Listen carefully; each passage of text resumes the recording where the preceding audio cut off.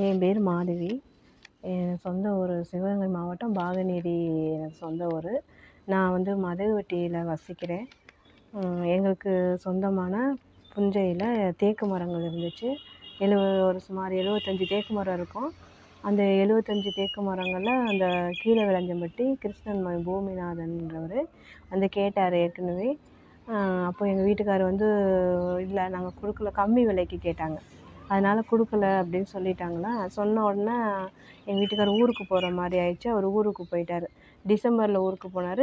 ஜனவரி 2020 ஜனவரியில் எங்களுக்கு தெரியாமல் தேக்கு மரங்களை வந்து வெட்டிட்டாங்க. வெட்டி கடத்தி வண்டியில் ஏற்றிருக்காங்க. ஏற்றினா அதுக்கு வந்து என்னன்னு கேட்டதுக்கு விவோ சரவணன், பாகனேரி விவோ சரவணன்றவர் தான் இது கொடுத்துருக்காரு, நாங்கள் வெட்டினோம் அப்படின்னு காமிச்சிட்டாங்க.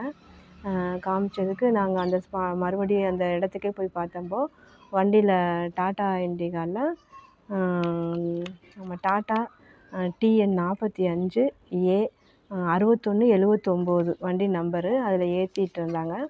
நாங்கள் ஃபோட்டோ எடுத்து தடுத்து நிறுத்தலை, நாங்கள் இல்லை எடுக்கலை அப்படின்னு சொல்லிவிட்டு அப்புறம் எடுத்துகிட்டு போயிட்டாங்க. அதை வந்து மதகுவட்டி போலீஸ் ஸ்டேஷனில் போய் கம்ப்ளைண்ட் கொடுத்தோம். அப்புறம் அது 2 நாள் அலைஞ்சு அப்புறம் மதகுவட்டி போலீஸ் ஸ்டேஷனில் கம்ப்ளைண்ட் கொடுத்தோம். இது தாலுகா ஆஃபீஸில் அங்கே போய் SP ஆஃபீஸில் கம்ப்ளைண்ட் கொடுத்தோம். கலெக்டர் ஆஃபீஸில் கம்ப்ளைண்ட் கொடுத்தோம். எந்த இதுவும் நடவடிக்கையும் எடுக்கலை. அவர் வந்து ஏன்னா அவர் கீழ விளஞ்சம்பட்டி அந்த பூமிநாதன்றவர் புறம்போக்கு நிலங்களில் இருக்கிற மரங்களை வெட்டி கடத்துகிற இது பண்ணிகிட்ருக்கனால அவர் நிறைய எல்லாருக்கும் காசு கொடுத்து யாரும் அவரை வந்து கேட்க முடியாது போல இருக்குது. அதை செய்யலை. நானும் ஒரு ஊனமுற்ற பெண், ஒரு கால் நடக்க முடியாது. எங்கள் அக்காவுக்கும் 2 கால் நடக்க முடியாது. சின்ன பிள்ளைங்கள வச்சுக்கிட்டு என்னால் எங்கேயும் அலைஞ்சு தவிக்க முடியலை.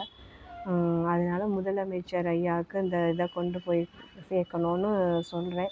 முதலமைச்சர் ஐயா அதுக்கு தக்க மாதிரி நடவடிக்கை எடுக்கணும்னு கேட்குறேன். தேசிய கதிர் பத்திரிக்கை மூலமாக முதலமைச்சர் ஐயாவுக்கு அந்த இதை கொண்டு போய் நான் அவர் மேலே ஆக்ஷன் எடுத்து நடவடிக்கை எடுத்து எங்களுக்குரிய இதை எங்களுக்கு இது பண்ணி வாங்கி கொடுக்கணும்னு ஐயாவை தாழ்மையுடன் கேட்டுக்கிறேன்.